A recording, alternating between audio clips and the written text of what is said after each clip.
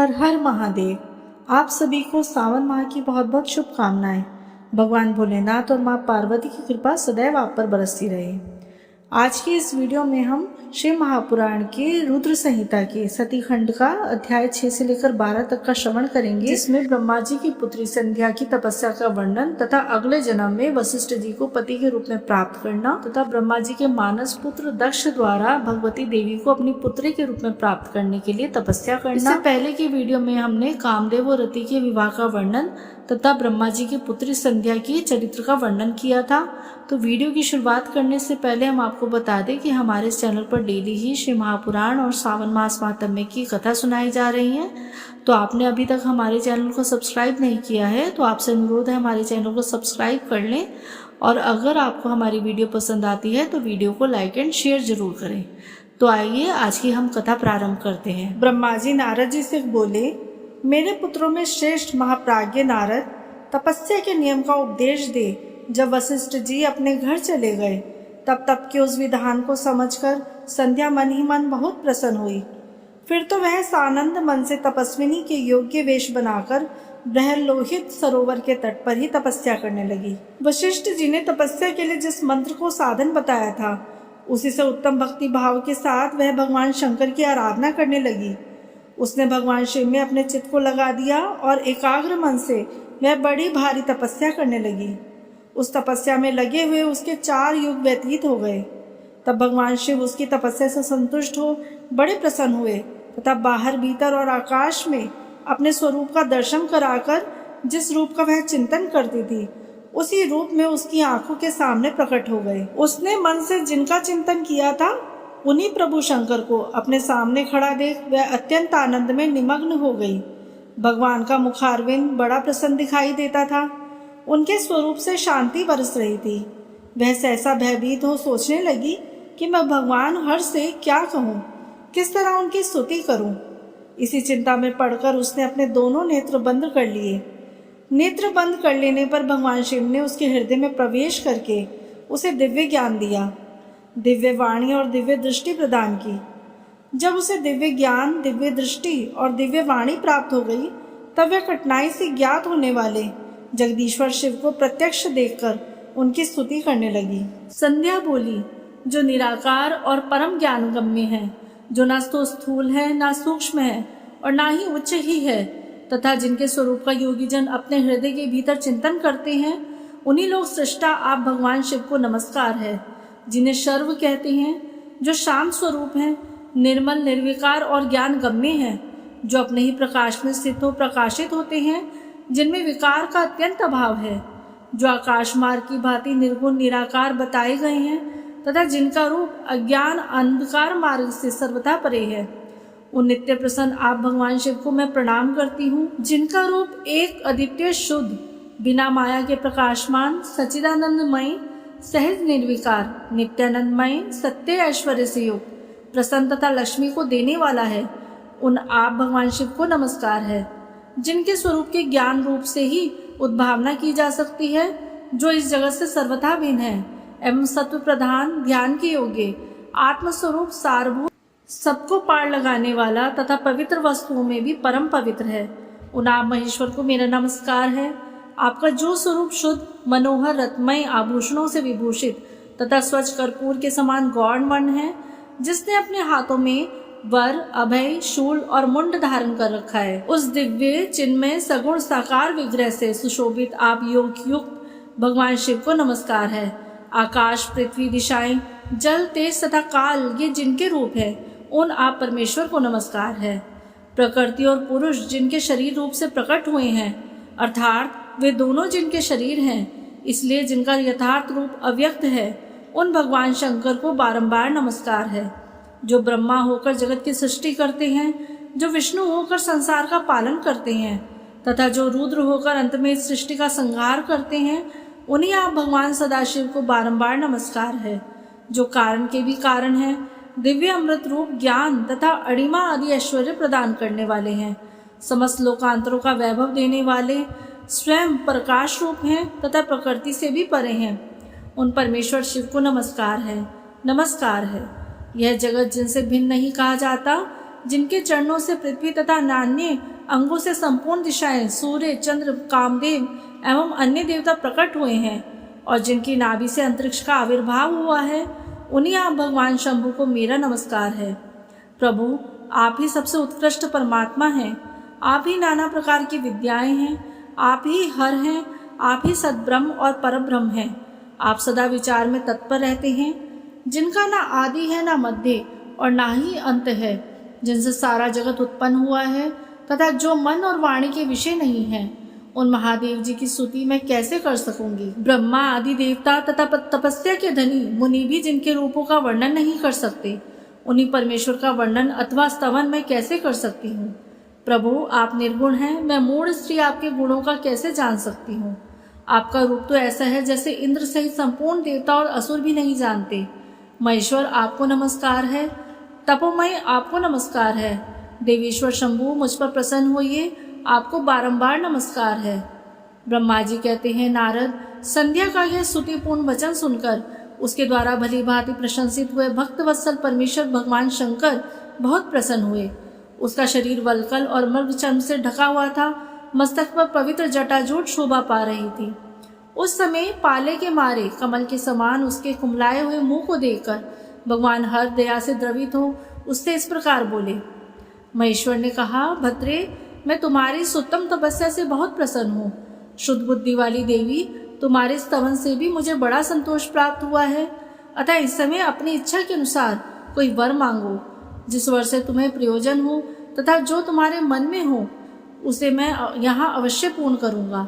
तुम्हारा कल्याण हो, मैं तुम्हारे व्रत नियम से बहुत प्रसन्न हूँ। प्रसन्नचित महेश्वर का यह वचन सुनकर अत्यंत हर्ष से भरी हुई संध्या उन्हें बारंबार प्रणाम करके बोली, महेश्वर, यदि आप मुझे प्रसन्नतापूर्वक वर देना चाहते हैं, यदि मैं वर पाने योग्य हूँ, यदि पाप से शुद्ध हो गई हूँ तथा देव, यदि इस समय आप मेरी तपस्या से प्रसन्न हैं, तो मेरा मांगा हुआ यह पहला वर सफल करें। देवेश्वर, इस आकाश में, पृथ्वी आदि किसी भी स्थान में जो प्राणी हैं, वे सबके सब जन्म लेते ही काम भाव से युक्त ना हो जाएं। नाथ, मेरी सकाम दृष्टि कहीं ना पड़े। मेरे जो पति हों वे भी मेरे अत्यंत सुहृद हों। पति के अतिरिक्त जो भी पुरुष मुझे सकाम भाव से देखे, उसके पुरुषत्व का नाश हो जाए, वह तत्काल नपुंसक हो जाए। निष्पाप संध्या का यह वचन सुनकर प्रसन्न हुए भक्त वत्सल भगवान शंकर ने कहा, देवी संध्या, सुनो। भद्रे, तुमने जो जो वर मांगा है वह सब तुम्हारी तपस्या से संतुष्ट होकर मैंने दे दिया है। प्राणियों के जीवन में मुख्यतः 4 अवस्थाएं होती हैं। पहली शैशवावस्था, दूसरी कौमारावस्था, तीसरी यौवनावस्था तथा चौथी वृद्धावस्था। तीसरी अवस्था प्राप्त होने पर देहधारी जीव काम भाव से युक्त होंगे। कहीं कहीं दूसरी अवस्था के अंतिम भाग में ही प्राणी सकाम हो जाएंगे। तुम्हारी तपस्या के प्रभाव से मैंने जगत में सकाम भाव के उदय की यह मर्यादा स्थापित कर दी है, जिससे देहधारी जीव जन्म लेते ही कामासक्त न हो जाए। तुम भी इस लोक में वैसे दिव्य सती भाव को प्राप्त करो जैसे तीनों लोकों में दूसरी किसी स्त्री के लिए संभव नहीं होगा। पाणी ग्रहण करने वाले पति के सिवा जो कोई भी पुरुष सकाम भाव होकर तुम्हारी ओर देखेगा, वह तत्काल नपुंसक होकर दुर्बलता को प्राप्त हो जाएगा। तुम्हारे पति महान तपस्वी तथा दिव्य रूप से संपन्न एक महाभाग महर्षि होंगे, जो तुम्हारे साथ 7 कल्पों तक जीवित रहेंगे। तुमने मुझसे जो जो वर मांगे थे वे सब मैंने पूर्ण कर दिए। अब मैं तुमसे दूसरी बात कहूँगा, जो पूर्व जन्म से संबंध रखती है। तुमने पहले से ही यह प्रतिज्ञा कर रखी है कि मैं अग्नि में अपने शरीर को त्याग दूं। उस प्रतिज्ञा को सफल करने के लिए मैं तुम्हें एक उपाय बताता हूँ, उसे निसंदेह करो। मुनिवर, मेधातिथि का एक यज्ञ चल रहा है जो 12 वर्षों तक चालू रहने वाला है। उसमें अग्नि पूर्णतया प्रज्वलित है। तुम बिना विलंब किए उसी अग्नि में अपना शरीर का उत्सर्ग कर दो। इसी पर्वत की उपत्यका में चंद्रभागा नदी के तट पर तपसा आश्रम में मुनिवर मेधातिथि महायज्ञ का अनुष्ठान करते हैं। तुम स्वच्छंदता पूर्वक वहां जाओ। मुनि तुम्हें वहां देख नहीं सकेंगे। मेरी कृपा से तुम मुनि की अग्नि से प्रकट हुई पुत्री होगी। तुम्हारे मन में जिस किसी भी स्वामी को प्राप्त करने की इच्छा हो, उसे हृदय में धारण कर उसी का चिंतन करते हुए तुम अपने शरीर को उस यज्ञ की अग्नि में होम दो। संध्या, जब तुम इस पर्वत पर 4 युगों तक के लिए कठोर तपस्या कर रही थी, उन्हीं दिनों उस चातुर्य युगी का सतयुग बीत जाने पर त्रेता के प्रथम भाग में प्रजापति दक्ष के बहुत सी कन्याएं हुई। उन्होंने अपनी उस सुशीला कन्याओं का यथा योग्य वरों के साथ विवाह कर दिया। उनमें से 27 कन्याओं का विवाह उन्होंने चंद्रमा के साथ किया। चंद्रमा अन्य सब पत्नियों को छोड़कर केवल रोहिणी से प्रेम करने लगे। इसके कारण क्रोध से भरे हुए दक्ष ने जब चंद्रमा को शाप दिया तब समस्त देवता तुम्हारे पास आए, परंतु संदेह तुम्हारा मन तो मुझ में लगा हुआ था, अतः तुमने ब्रह्मा जी के साथ आए हुए उन देवताओं पर दृष्टिपात ही नहीं किया। तब ब्रह्मा जी ने आकाश की ओर देखकर और चंद्रमा पुनः अपने स्वरूप को प्राप्त करे यह उद्देश्य मन में रखकर उन्हें शाप से छुड़ाने के लिए एक नदी की सृष्टि करी, जो चंद्र या चंद्रभागा नदी के नाम से विख्यात हुई।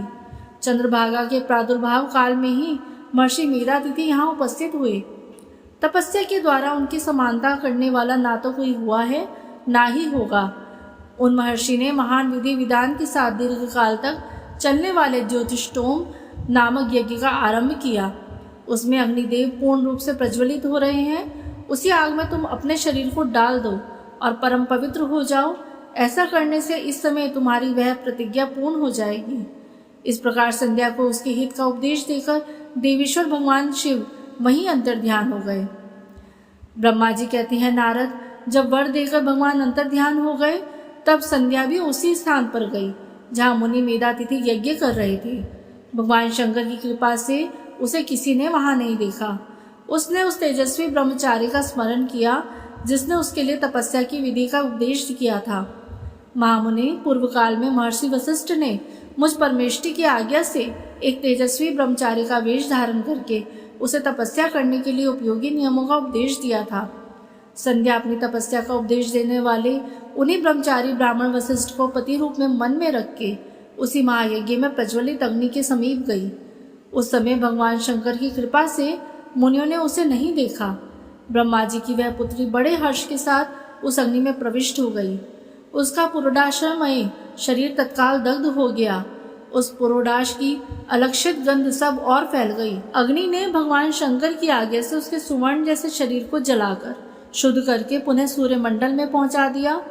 तब सूर्य ने पितरों और देवताओं की तृप्ति के लिए उसे 2 भागों में विभक्त करके अपने रथ में स्थापित कर दिया। मुनीश्वर, उसके शरीर का ऊपरी भाग प्रातः संध्या हुआ, जो दिन और रात के बीच में पड़ने वाली आधी संध्या है, तथा उसके शरीर का शेष भाग साय संध्या हुआ, जो दिन और रात के मध्य होने वाली अंतिम संध्या है। साय संध्या सदा ही पितरों को प्रसन्नता प्रदान करने वाली होती है। सूर्योदय से पहले जब अरुणोदय हो, प्राची के क्षितिज में लाली छा जाए, तब प्रातः संध्या प्रकट होती है, जो देवताओं को प्रसन्न करने वाली है। जब लाल कमल के समान सूर्य अस्त उदय होता है, जो पितरों को आनंद प्रदान करने वाली है। परम दयालु भगवान शिव ने उनके मन सहित प्राणों को दिव्य शरीर से युक्त देहधारी बना दिया। जब मुनि के यज्ञ की समाप्ति का अवसर आया, तब वह अग्नि की ज्वाला में महर्षि मेधातिथि को तपाए हुए स्वर्ण किसी कांति वाली पुत्री के रूप में प्राप्त हुई। मुनि ने बड़े अमोद के साथ उस समय उस पुत्री को ग्रहण किया। उन्होंने यज्ञ के लिए उसे नहलाकर अपनी गोद में बिठा लिया। शिष्यों से घिरे महामुनि मेधातिथि को वहां बड़ा आनंद प्राप्त हुआ। उन्होंने उसका नाम अरुंधति रखा। वह किसी भी कारण से धर्म का विरोध नहीं करती थी, अतः उसी गुण के कारण उसने स्वयं यह त्रिभुवन विख्यात नाम प्राप्त किया। देवर्षि, यज्ञ को समाप्त करके कृतकृत्य हो वे मुनि पुत्री की प्राप्ति होने में प्रसन्न थे और अपने शिष्यों के साथ आश्रम में रहकर सदा उसी का लालन पालन करते थे। देवी अरुंधति चंद्रभागा नदी के तट पर तापसारण्य के भीतर मुनिवर मेधातिथि के उसी आश्रम में धीरे धीरे बड़ी होने लगी। जब वह विवाह की योग्य हुई, तब मैंने विष्णु तथा महेश्वर से मिलकर मुझ ब्रह्मा के पुत्र वशिष्ठ के साथ उसका विवाह करा दिया। ब्रह्मा, विष्णु तथा महेश के हाथों से निकले हुए जल से शिप्रा आदि 7 परम पवित्र नदियां उत्पन्न हुई। मुने मेधातिथि की पुत्री महासाध्वी अरुंधति समस्त पतिव्रताओं में श्रेष्ठ थी। वह महर्षि वशिष्ठ को पति रूप में पाकर उनके साथ बड़ी शोभा पाने लगी। उससे शक्ति आदि शुभ एवं श्रेष्ठ पुत्र हुए। मुनि श्रेष्ठ वह प्रियतम पति वशिष्ठ को पाकर विशेष शोभा पाने लगी। मुनि शिरोमणि, इस प्रकार मैंने तुम्हारे समक्ष संध्या के पवित्र चरित्र का वर्णन किया, जो समस्त कामनाओं के फलों को देने वाला परम पावन और दिव्य है। जो स्त्री या शुभ व्रत का आचरण करने वाला पुरुष इस प्रसंग को सुनता है, वह संपूर्ण कामनाओं को प्राप्त कर लेता है। इसमें अन्यथा विचार करने की आवश्यकता नहीं है। प्रजापति ब्रह्मा की यह बात सुनकर नारद जी का मन बड़ा प्रसन्न हुआ और वे इस प्रकार बोले, नारद जी ने कहा, ब्रह्मन, आपने अरुंधति की तथा पूर्व जन्म में उसकी स्वरूप भूता संध्या की बड़ी उत्तम दिव्य कथा सुनाई है, जो शिव भक्ति की वृद्धि करने वाली है। धर्मज्ञ, अब आप भगवान शिव के उस परम पवित्र चरित्र का वर्णन कीजिए, जो दूसरों के पापों का विनाश करने वाला, उत्तम एवं मंगलदायक है।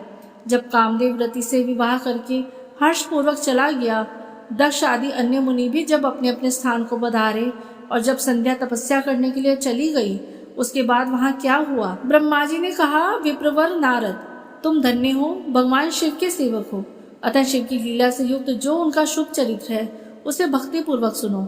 तात, पूर्व काल में मैं एक बार जब मोह में पड़ गया और भगवान शंकर ने मेरा उपहास किया, तब मुझे बड़ा क्षोभ हुआ। वस्तुतः शिव की माया ने मुझे मोह लिया था, इसलिए मैं भगवान शिव के प्रति ईर्ष्या करने लगा। किस प्रकार सो बताता हूँ, सुनो। मैं उस स्थान पर गया जहाँ दक्षराज मुनि उपस्थित थे। वहीं रति के साथ कामदेव भी था। नारद, उस समय मैंने बड़ी प्रसन्नता के साथ दक्ष तथा दूसरे पुत्रों को संबोधित करके वार्तालाप आरंभ किया। उस वार्तालाप के समय मैं शिव की माया से पूर्णतया मोहित था। अतः मैंने कहा, पुत्रों, तुम्हें ऐसा प्रयत्न करना चाहिए जिससे महादेव जी किसी कमनीय कांति वाली स्त्री का पाणी ग्रहण करें। इसके बाद मैंने भगवान शिव को मोहित करने का भार रति सहित कामदेव को सौंपा। कामदेव ने मेरी आज्ञा मानकर कहा, प्रभो, सुंदरी स्त्री ही मेरा अस्त्र है, अतः शिव जी को मोहित करने के लिए किसी नारी की सृष्टि कीजिए। यह सुनकर मैं चिंता में पड़ गया और लंबी सांस खींचने लगा। मेरे उस निश्वास से राशि राशि पुष्पों से विभूषित वसंत का प्रादुर्भाव हुआ। वसंत और मलयानील ये दोनों मदन के सहायक हुए। इनके साथ जाकर कामदेव ने वामदेव को मोहने की बारंबार चेष्टा की, परंतु उसे सफलता न मिली। जब वह निराश होकर लौट आया, तब उसकी बात सुनकर मुझे बड़ा दुख हुआ। उस समय मेरे मुख से जो निश्वास वायु चली, उससे मार्गणों की उत्पत्ति हुई। उन्हें मदन की सहायता के लिए आदेश देकर मैंने पुनः उन सबको शिव जी के पास भेजा, परंतु महान प्रयत्न करने पर भी वे भगवान शिव को मुंह में न डाल सके। काम सपरिवार लौट आया और मुझे प्रणाम करके अपने स्थान को चला गया। उसके चले जाने पर मैं मन ही मन सोचने लगा कि निर्विकार तथा मन को वश में रखने वाले योग परायण भगवान शंकर किसी स्त्री को अपनी सहधर्मिणी बनाना कैसे स्वीकार करेंगे। यही सोचते सोचते मैंने भक्ति भाव से उन भगवान श्री हरि का स्मरण किया, जो साक्षात शिव स्वरूप तथा मेरे शरीर के जन्मदाता हैं। मैंने दीन वचनों से युक्त शुभ स्रोतों द्वारा उनकी स्तुति की। उस स्तुति को सुनकर भगवान शीघ्र ही मेरे सामने प्रकट हो गए। उनके 4 भुजाएं शोभा पाती थी, नेत्र प्रफुल्ल कमल के समान सुंदर थे। उन्होंने हाथों में शंख, चक्र, गदा और पद्म ले रखे थे। उनके श्याम शरीर पर पीताम्बर की बड़ी शोभा हो रही थी। वे भगवान श्री हरि भक्त प्रिय हैं, अपने भक्त उन्हें बहुत प्यारे हैं। सबके उत्तम शरणदाता उन श्री हरि को उस रूप में देखकर मेरे नेत्रों से प्रेम अश्रुओं की धारा बह चली और मैं गदगद कंठ से बारंबार उनकी स्तुति करने लगा। मेरे उस स्रोत को सुनकर अपने भक्तों के दुख दूर करने वाले भगवान विष्णु बहुत प्रसन्न हुए और शरण में आए हुए मुझ ब्रह्मा से बोले, महाप्राज्ञ विधाता, लोक सृष्टा ब्रह्मन, तुम धन्य हो। बताओ, तुमने किस लिए आज मेरा स्मरण किया है और किस निमित्त से यह स्तुति की जा रही है? तुम पर कौन सा महान दुख आ पड़ा है, उसे मेरे सामने इस समय कहो, मैं सारा दुख मिटा दूंगा। इस विषय में कोई संदेह या अन्यथा विचार नहीं करना चाहिए। तब ब्रह्मा जी ने सारा प्रसंग सुनाकर कहा, केशव, यदि भगवान शिव किसी तरह पत्नी को ग्रहण कर ले तो मैं सुखी हो जाऊंगा। मेरे अंतःकरण का सारा दुख दूर हो जाएगा। इसी के लिए मैं आपकी शरण में आया हूँ। मेरी यह बात सुनकर भगवान मधुसूदन हंस पड़े और मुझ लोक सृष्टा ब्रह्मा का हर्ष बढ़ाते हुए मुझसे शीघ्र ही बोले, विधाता, तुम मेरा वचन सुनो, यह तुम्हारे भ्रम का निवारण करने वाला है। मेरा वचन ही वेद शास्त्र आदि का वास्तविक सिद्धांत है। शिव की सबसे कर्ता, भर्ता और हर्ता है, वे ही परात्पर है।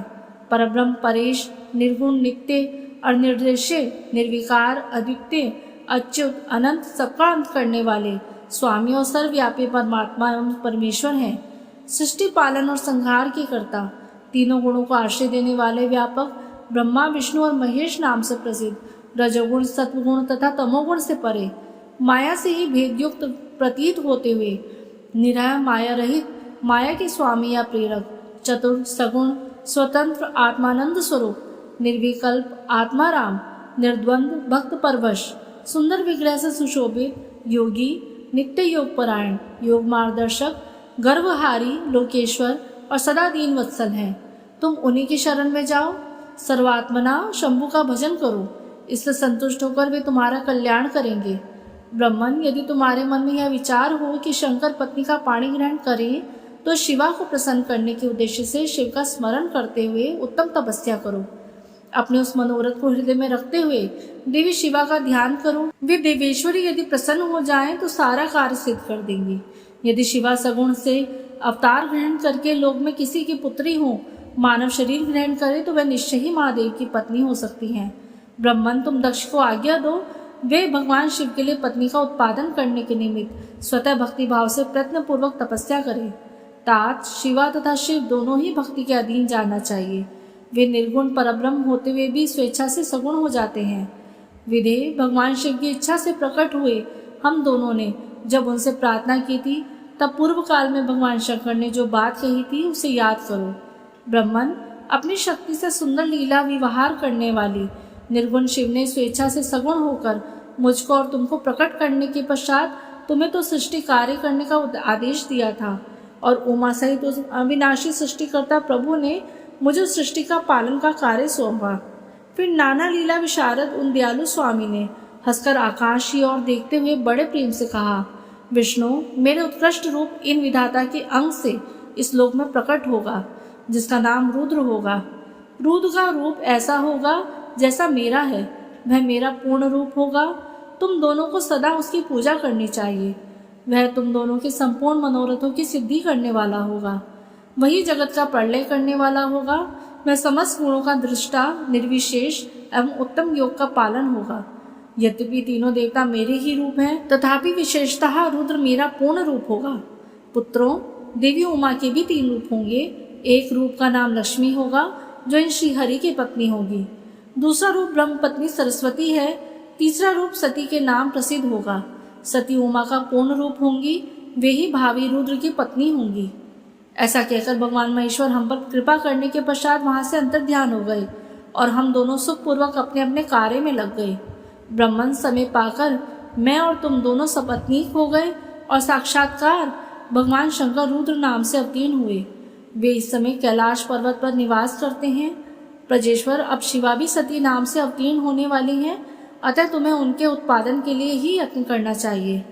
ऐसा कहकर मुझ पर बड़ी भारी दया करके भगवान विष्णु अंदर ध्यान हो गए और मुझे उनकी बातें सुनकर बड़ा आनंद प्राप्त हुआ। नारद जी ने पूछा, पूज्य पिताजी, दृढ़तापूर्वक उत्तम व्रत का पालन करने वाले दक्ष ने तपस्या करके देवी से कौन सा वर प्राप्त किया तथा वह देवी किस प्रकार दक्ष की कन्या हुई? ब्रह्मा जी ने कहा, नारद, तुम धन्य हो। इन सभी मुनियों के साथ भक्ति पूर्वक इस प्रसंग को सुनो। मेरी आज्ञा पाकर उत्तम बुद्धि वाले महाप्रजापति दक्ष ने क्षीर सागर के उत्तर तट पर स्थित हो देवी जगदम्बिका को पुत्री के रूप में प्राप्त करने की इच्छा तथा उनके प्रत्यक्ष दर्शन की कामना के लिए उन्हें हृदय मंदिर में विराजमान करके तपस्या आरंभ की। दक्ष ने मन को संयम करके दृढ़तापूर्वक कठोर व्रत का पालन करते हुए शोच, संतोष आदि नियमों से युक्त हो 3000 दिव्य वर्षों तक तप किया। वे कभी जल पीकर रहते, कभी हवा पीते और कभी सर्वथा उपवास करते थे। भोजन के नाम पर कभी सूखे पत्ते चबा लेते थे। मुनिश्रेष्ठ नारद तदंतर यम नियम आदि से युक्त हो जगदम्बा की पूजा में लगे हुए दक्ष को देवी शिवा ने प्रत्यक्ष दर्शन दिया। जगन्मयी जगदम्बा का प्रत्यक्ष दर्शन पाकर प्रजापति दक्ष ने अपने आप को कृतकृत्य माना। वे कालिका देवी सिंह पर आरूढ़ थी। उनकी अंग कांति श्याम थी, मुख बड़ा ही मनोहर था। वे 4 भुजाओं से युक्त थी और हाथों में वरद, अभय, नील, कमल और खड्ग धारण किए हुए थी। उनकी मूर्ति बड़ी मनोहारिणी थी। नेत्र कुछ लाल थे, खुले हुए केश बड़े सुंदर दिखाई देते थे। उत्तम प्रभा से प्रकाशित होने वाली उन जगदम्बा को भली भांति प्रणाम करके दक्ष विचित्र वचनावलियों द्वारा उनकी स्तुति करने लगे। दक्ष ने कहा, जगदम्ब महामाये, जगदीशे, महेश्वरी, आपको नमस्कार है। आपने कृपा करके मुझे अपने स्वरूप का दर्शन कराया। भगवती आद्य, मुझ पर प्रसन्न होइए। शिवरूपनी प्रसन्न होइए। भक्त वरदायिनी प्रसन्न होइए। जगन्माये, आपको मेरा नमस्कार है। ब्रह्मा जी कहते हैं, मुने, संयत चित्त वाले दक्ष के इस प्रकार स्तुति करने पर महेश्वरी शिवा ने स्वयं ही उनके अभिप्राय को जान लिया, तो भी दक्ष से इस प्रकार कहा, दक्ष, तुम्हारे उस उत्तम भक्ति से मैं बहुत संतुष्ट हूँ। तुम अपना मनोवांछित वर मांगो। तुम्हारे लिए मुझे कुछ भी अदेय नहीं है। जगदम्बा की यह बात सुनकर प्रजापति दक्ष बहुत प्रसन्न हुए और उन शिवा को बारंबार प्रणाम करते हुए बोले। दक्ष ने कहा, जगदम्ब महामाये, यदि आप मुझे वर देने के लिए उद्यत हैं तो मेरी बात सुनिए और प्रसन्नतापूर्वक मेरी इच्छा पूर्ण कीजिए। मेरे स्वामी जो भगवान शिव हैं, वे रुद्र नाम धारण करके ब्रह्मा जी के पुत्र रूप से अवतीर्ण हुए हैं। वे परमात्मा शिव के पूर्ण अवतार हैं, परंतु आपका कोई अवतार नहीं हुआ। फिर उनकी पत्नी कौन होगी? अतः शिवे, आप भूतल पर अवतीर्ण होकर उन महेश्वर को अपने रूप लावण्य से मोहित कीजिए। देवी, आपके सिवा दूसरी कोई स्त्री रुद्रदेव को कभी मोहित नहीं कर सकती, इसलिए आप मेरी पुत्री होकर इस समय महादेव जी की पत्नी होइए। इस प्रकार सुंदर लीला करके आप हर मोहिनी बनिए। देवी, यही मेरे लिए वर है। यह केवल मेरे लिए ही स्वार्थ की बात हो ऐसा नहीं सोचना चाहिए। इसमें मेरे ही साथ संपूर्ण जगत का भी हित है। ब्रह्मा, विष्णु और शिव में से ब्रह्मा जी की प्रेरणा से मैं यहाँ आया हूँ। प्रजापति दक्ष का यह वचन सुनकर जगदम्बिका शिवा हंस पड़ी और मन ही मन भगवान शिव का स्मरण करके यूँ बोली। देवी ने कहा, तात प्रजापति दक्ष, मेरी उत्तम बात सुनो। मैं सत्य कहती हूँ, तुम्हारी भक्ति से अत्यंत प्रसन्न हो तो मैं संपूर्ण मनोवांछित वस्तु देने के लिए उद्यत हूँ। दक्ष, यद्यपि मैं महेश्वरी हूँ तथापि तुम्हारी भक्ति के अधीन होकर तुम्हारी पत्नी के गर्भ से तुम्हारी पुत्री के रूप में अवतीर्ण होंगी, इसमें संशय नहीं है। अनग, मैं अत्यंत दुस्साह तपस्या करके ऐसा प्रयत्न करूंगी जिससे महादेव जी का वर पाकर उनकी पत्नी हो जाऊं।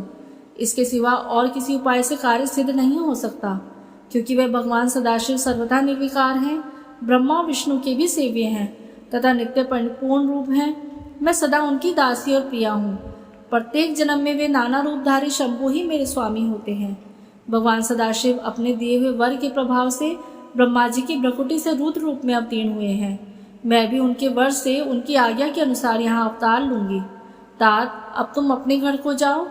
इस कार्य में जो मेरी दूती अथवा सहायिका होंगी उसे मैंने जान लिया है। अब शीघ्र ही मैं तुम्हारी पुत्री होकर महादेव जी की पत्नी बनूंगी। दक्ष से यह उत्तम वचन कहकर मन ही मन शिव की आज्ञा प्राप्त करके देवी शिवा ने शिव के चरणार बिंदु का चिंतन करते हुए कहा, प्रजापति, परंतु मेरा एक प्रण है, उसे तुम्हें सदा मन में रखना चाहिए।